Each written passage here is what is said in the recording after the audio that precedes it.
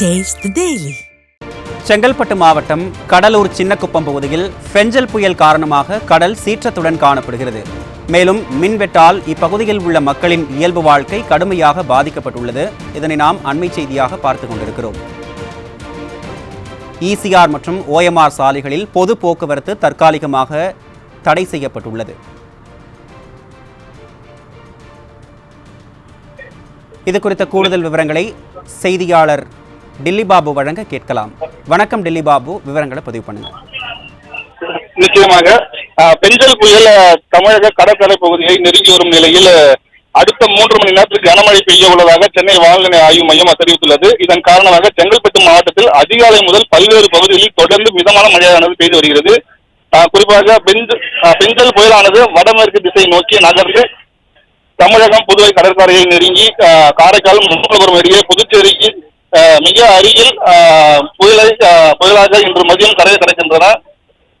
கடற்கரையை கடக்கும் போது மணிக்கு 70 முதல் 80 கிலோமீட்டர் வேகத்திலும் இடையே சுமார் 90 கிலோமீட்டர் வேகத்தில் பலத்த காற்று வீசக்கூடும் எனவும் எதிர்பார்க்கப்படுகிறது. இந்த நிலையில் செங்கல்பட்டு மாவட்டத்துக்கு உட்பட்ட பழைய மாமல்லபுரம் சாலை, மதுராந்தகம், மறைமலை நகர், கூடுவாஞ்சேரி, திருக்கழிக்குன்றம், கேளம்பாக்கம், கூவத்தூர், முட்டுக்காடு, கோவளம் உள்ளிட்ட பல்வேறு பகுதிகளில் அதிகாலை முதல் மிதமான மழையானது பெய்து வருகிறது.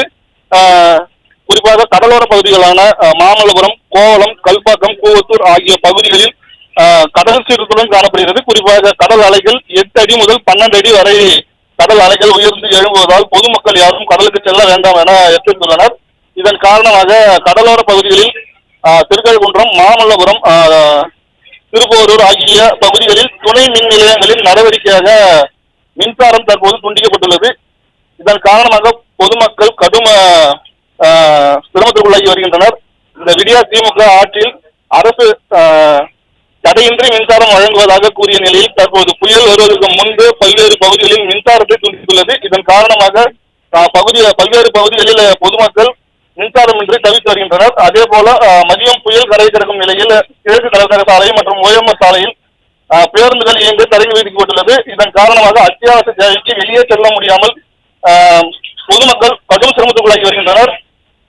மேலும் காற்று அதிகம் வீசுவதால் பொதுமக்கள் யாரும் கடற்கரை பகுதிக்கு செல்ல வேண்டாம் என மாவட்ட நிர்வாகத்தால் அறிவுறுத்தப்பட்டுள்ளது. விவரங்களை வழங்கியமைக்கு நன்றி டில்லி பாபு.